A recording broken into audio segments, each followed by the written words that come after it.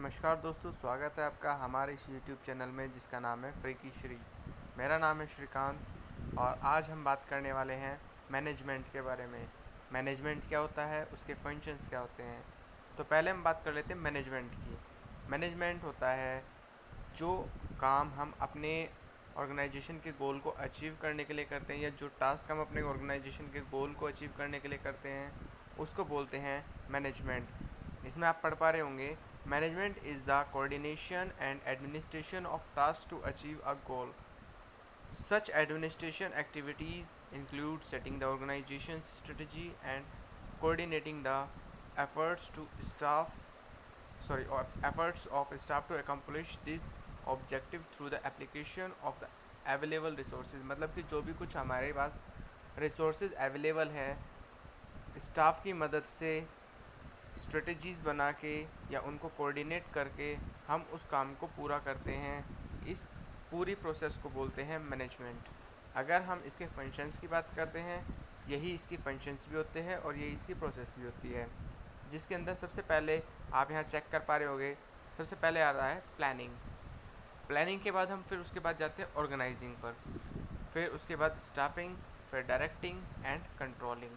But ये होते क्या हैं? अगर हम प्लानिंग की बात करते हैं तो आप इसमें पढ़ पा रहे होंगे, according to Koontz, planning is deciding in advance. मतलब कि हम पहले से ही एडवांस में सोच के चल रहे हैं। क्या सोच रहे हैं? What to do, when to do, how to do. मतलब क्या करना है, कब करना है और कैसे करना है।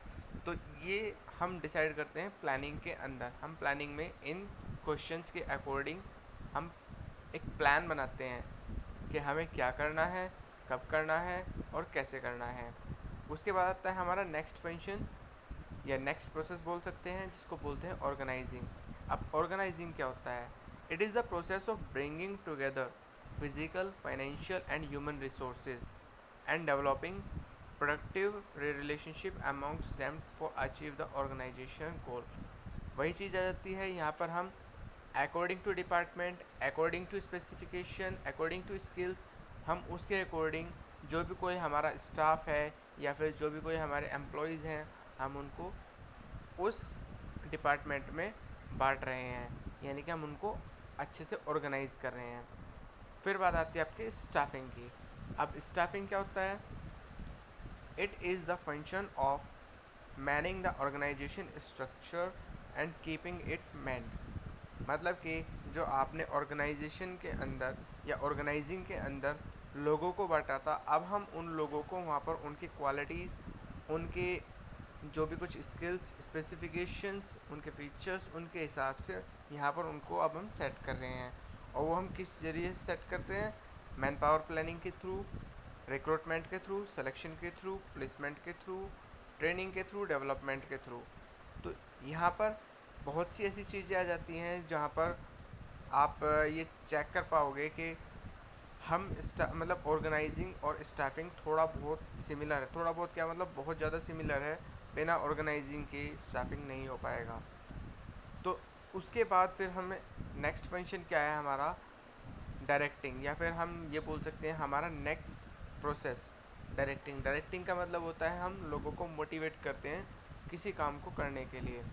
जैसे कि आप इसमें चेक कर पा रहे होगे, सबसे पहले आता है सुपरविज़न, उसके बाद मोटिवेशन, लीडरशिप, कम्युनिकेशन। अब आप सुपरविज़न, आप सोच रहे होगे सुपरविज़न क्या होता है? सुपरविज़न का मतलब होता है आपने बहुत बार वर्ड सुना होगा, सुपरवाइज़ कर रहे हैं हम किसी को। मतलब कि हम उसको मोटिवेट करें कि वो काम करे। दूसरा मोटिवेशन, मोटिवेशन मिलता रहता है हमेशा कि मतलब कोई पॉजिटिव एनर्जी आपको देता है कि हाँ भाई आप ये काम कर सकते हैं। नेक्स्ट आता है लीडरशिप। लीडरशिप का मतलब कि आप किसी एक लीडरशिप के अंडर में काम कर रहे हैं, मतलब एक टीम वर्क हो रहा है यहाँ पर आपका। और कम्युनिकेशन तो खैर आपका है ही, बिना कम्युनिकेशन के कोई काम हो ही नहीं सकता।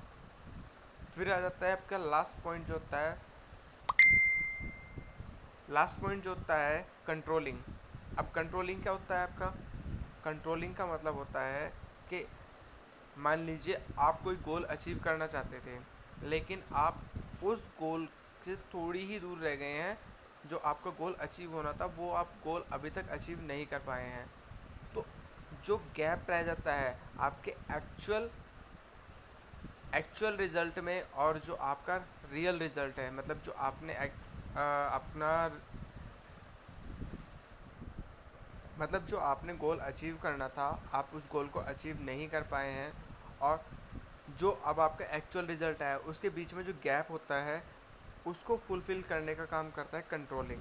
कंट्रोलिंग क्या करता है, सारा के सारा पूरा सर्वे करता है कि हमने क्या क्या काम किया है, क्या क्या नहीं किया है, उसको हम फिर से चेक करते हुए उस गोल को हासिल करने के लिए हम उन गैप्स को फुलफ़िल करते हुए चलते हैं। यहाँ पर एक काम होता है कंट्रोलिंग का। तो ये था आपका मैनेजमेंट और उसके फंक्शंस, या फिर हम कह सकते हैं मैनेजमेंट और उसकी प्रोसेस। अगर कुछ समझ में नहीं आया हो या आप ये चाहते हैं कि मैं इसके ऊपर दोबारा से वीडियो बनाऊं तो मुझे कमेंट सेक्शन में ज़रूर बताएं। और ये जो पीडीएफ फाइल है जो मैं अभी आपके सामने खोल कर बैठा हूँ, ये आपको डिस्क्रिप्शन में मिल जाएगी, डिस्क्रिप्शन से आप डाउनलोड कर सकते हैं। Thank you, keep watching, stay tuned for the next video.